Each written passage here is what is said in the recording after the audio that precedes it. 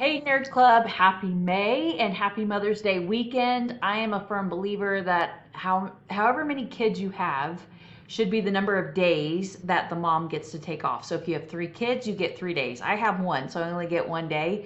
But I'm really excited to share this with you guys because this message is quite frankly a very unpopular one, but it's so important because financial leverage is really one of the best ways to reach your financial goals, whatever your goals are. Maybe it's to retire sooner or travel more, but they don't teach this in school. And our parents and the older generation certainly don't teach it because the way that finance was back then was a lot different. Interest rates on savings accounts were like 12%, mortgage rates were higher, and so it was programmed to pay off the mortgage as fast as possible. And here's the thing, depending on what your interest rate is on your mortgage, that may not be the smartest strategy. So what I wanted to do is share this one example with you guys just to get your brain to start thinking about another financial strategy that you might not be aware of, and maybe you could make some changes to help reach your financial freedom point sooner rather than later. So this example has to do with a guy who got an inheritance and he inquired about paying off his mortgage because he was taught to pay your mortgage off as fast as possible. But this strategy also works with those that say, okay, I want to pay more towards principal. If you're paying more towards principal every month, it's the same theory that you're putting all your cash, that's why I use this picture, into your home, and your home doesn't offer you compound interest. I love real estate because it appreciates in value and it's one of the best, I feel like, investment tools, but it's not an investment vehicle that compounds in interest. And so I'm going to go into a little bit more detail with you about that. And if you have anybody meaningful in your life that needs to hear this message, please share this with them. That's what this is for. So this gentleman, this is the math that I want to show with you guys. He had $175,000 remaining on his mortgage. He got the inheritance and he said, I want to pay it off. And I said, well, let's do some math first because y'all know I like math. So what I did is I said, okay, with the payoff, what would we save by paying off the mortgage? Well, his interest rate was 5.75. He didn't have 30 years left. He had about 26, but I just did things on worst case scenario. So 179,000 paying 5.75 interest over 30 years, he would have paid $197,000 just in mortgage interest over 30 years. Now the taxes and insurance you have to maintain regardless, right? Doesn't matter if your home's paid off or not. So that's what we're analyzing is, okay, if we paid this mortgage off, okay, you could save, let's just call it $200,000. It's just shy of $200,000.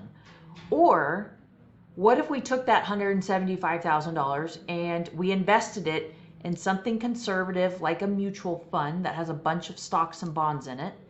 And I just gave a hypothetical of, okay, option 2 is we take the $175,000, we get with a financial advisor and we invest it. How much would you earn? Because now you have a snowball and it's yielding compound interest. The interest is growing every single month, unlike in real estate. Well, if we ran the investment over 30 years, 175, I used a 10% interest rate. Why 10%? I'll show you in a second, but I even give you another example with a lower rate. The future value at the end of 30 years would be $3,058,723. So at the end of 30 years, you could literally earned income, 3 million, or you could pay off your mortgage and save 200,000. Isn't that crazy? That's called financial leverage. We're leveraging the bank's money to make ourselves more money. And you're like, but Denise, why are you using a 10% rate of return? Well, if you Google the average rate of the S&P 500 over the last 100 years, it's been 10.56. That's the average. But if you're like my mother-in-law, where you question things, hey, okay, I don't fault you for that. Let's change it to a 6%. Okay, if we drop the rate of return, what you're earning down to 6%, you're still making over 1 million earned income with that compound interest with it invested versus saving 200 grand. So another way of saying that is, would you rather save 200 grand or make a million? And this is the kind of questions, these are the things that I wish people would learn sooner. It's the same concept when it comes to, should I add more towards principal every single month? Well, the answer to that is, what's the opportunity cost? What if you invested that and you had compound interest?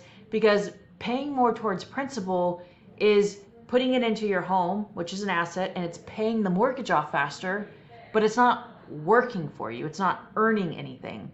So again, it's an unpopular opinion, but I felt necessary that you guys should at least be exposed to it and hear it out. And if you need a financial advisor or a recommendation to be like, okay, what is our life plan? Are we saving our way to retirement? Because it's very tough to save your way to retirement in today's day and age.